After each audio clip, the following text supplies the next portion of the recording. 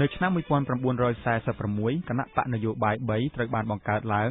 ដើម្បីចូលរួមប្រកួតប្រជែងក្នុងការបោះឆ្នោតឬសភាធម្មនុញ្ញនេះគឺជាលើកទី1ក្នុងប្រវត្តិសាស្ត្រនៃប្រទេសកម្ពុជាដែលមានគណៈបកនយោបាយផ្សេងៗចូលរួមក្នុងការបោះឆ្នោត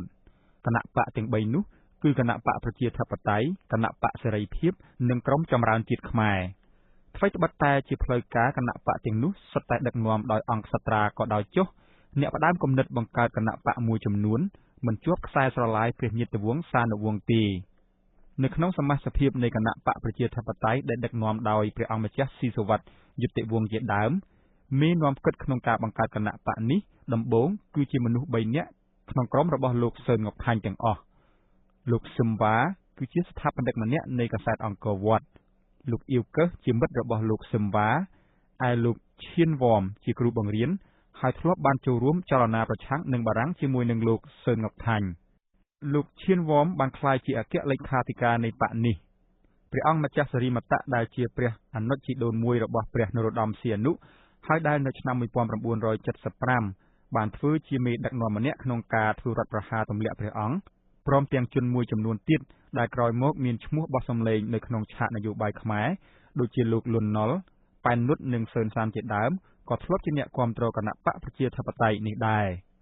គណៈបកប្រជាធិបតេយ្យរបស់ក្រុមនេះជាគណៈបកនយោបាយមួយធំចម្បងគេក្នុងចំណោមគណៈបកទាំង3ហើយមានការគាំទ្រភាគច្រើនពីសំណាក់ព្រះសង្ឃគណៈមហានិកាយក្រុមយុវ័នអាវបៃតងនិងក្រុមបញ្ញវន្តខ្មែរផងក្រៅពីនេះចលនាខ្មែរឥស្សរៈក៏បានគាំទ្រគណៈបកប្រជាធិបតេយ្យដែរលោក David Chandler បានអះអាងថាគណៈបកនេះក៏មានការគាំទ្រពីពួកកុម្មុយនីសវៀតមិញផងដែរគណៈបកប្រជាធិបតេយ្យបានបង្កើតសាខារបស់ខ្លួននៅស្ទើរតែគ្រប់ខណ្ឌស្រុកទាំងអស់នៃរាជាណាចក្រកម្ពុជាគណៈបកនេះចេញផ្សាយកាសែត2ដើម្បីឃោសនាកម្មវិធីនយោបាយរបស់ខ្លួនមួយជាភាសាបារាំងមានឈ្មោះថា Les Démocrates និងមួយទៀតជាភាសាខ្មែរមានឈ្មោះថាប្រជាធិបតេយ្យគណៈបកធំទី2គឺគណៈបកសេរីភាពបានបង្កើតឡើងនៅខែមិនិនាឆ្នាំ1946ដោយព្រះអង្គម្ចាស់នរោត្តម នុរុនដេតមួយខែក្រោយមកគណៈបកនេះបានផ្សាយចេញនៅលក្ខន្តិកៈគណៈបកដែលក្នុងនោះមានការចែងអំពីការពង្រីកសិទ្ធិបោះឆ្នោតដល់ស្ត្រីនិងព្រះសង្ឃផងដែរគណៈបកនេះបោះពុម្ពផ្សាយកាសែតជាភាសាខ្មែរមួយឈ្មោះសេរីភាពដែលមានចាំងវាងឈ្មោះ Samson Fernandez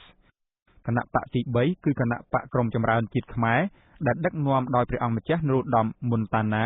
ជំរុញឲ្យមានការកែលម្អប្រព័ន្ធសុខាភិបាលនិងវិស័យអប់រំតែទោះជាយ៉ាងណាក៏ដោយគណៈបកនេះមិនសូវមានថវិកានិងមានការគាំទ្រច្រើនប៉ុន្មានទេការបោះឆ្នោតរើសសមាជិកភាពធម្មនុញ្ញនោះបានធ្វើឡើងនៅថ្ងៃទី1ខែកញ្ញាឆ្នាំ1946ដោយមានបេក្ខជនឈរឈ្មោះចំនួន66នាក់ពីគណៈបកសេរីភាព62នាក់មកពីខាងគណៈបកប្រជាធិបតេយ្យ6នាក់មកពីខាងគណៈបកក្រមចម្រើនជាតិនិង46នាក់ជាបេក្ខជនស្វ័យរិន្ទ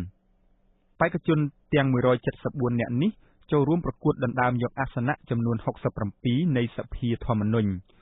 លោក Justin Caulfield អ្នកនិពន្ធសៀវភៅមានចំណងជើងថាខ្មែរក្រោក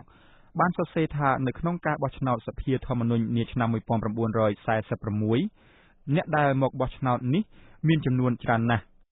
គណៈបករបស់ព្រះអង្គម្ចាស់ស៊ីសុវត្ថិយុត្តិវង្សបានទទួលជ័យជំនះដ៏ធំធេងនៅក្នុងការបោះឆ្នោតនេះគឺទទួលបាន50សម្លេងក្នុងចំណោមអាសនៈទាំង67នៃសភាធម្មនុញ្ញគណៈបកសេរីភាពដណ្ដើមបាន14សម្លេងនិងបេក្ខជនស្វ័យរិន្ទដណ្ដើមបាន3សម្លេងចំណែកគណៈបកក្រមចម្រើនជាតិខ្មែរមិនបានទទួល1សម្លេងណាទេបន្ទាប់ពីការបោះឆ្នោតព្រះអង្គម្ចាស់ស៊ីសុវត្ថិយុត្តិវង្សព្រះប្រធាននៃគណៈបកប្រជាធិបតេយ្យដែលឈ្នះឆ្នោតទ្រង់ទទួលតំណែងជានាយករដ្ឋមន្ត្រីនៅក្នុងសមាជិកភាពគណៈរដ្ឋមន្ត្រីរបស់ព្រះអង្គរួមមានលោកសឿនសាននិងលោកឈៀនវ៉មផងដែរសមាជិកសភាធម្មនុញ្ញបានចាប់ផ្ដើមតាក់តែងរដ្ឋធម្មនុញ្ញនៃប្រទេសកម្ពុជាដោយយកគំរូមួយផ្នែកធំតាមកម្មវិធីនយោបាយរបស់គណៈបកប្រជាធិបតេយ្យរដ្ឋធម្មនុញ្ញនេះបានត្រូវតាក់តែងចប់នៅខែឧសភាឆ្នាំ1947ពីខែក្រោយមកគឺនៅខែកក្កដាព្រះអង្គម្ចាស់ស៊ីសុវត្ថិយុត្តិវង្សក៏បានសោយទីវង្គតលោកអ៊ីវកើសដែលជាប្រធានសភាធម្មនុញ្ញបានឡើងធ្វើជាប្រធានគណៈបកប្រជាធិបតេយ្យ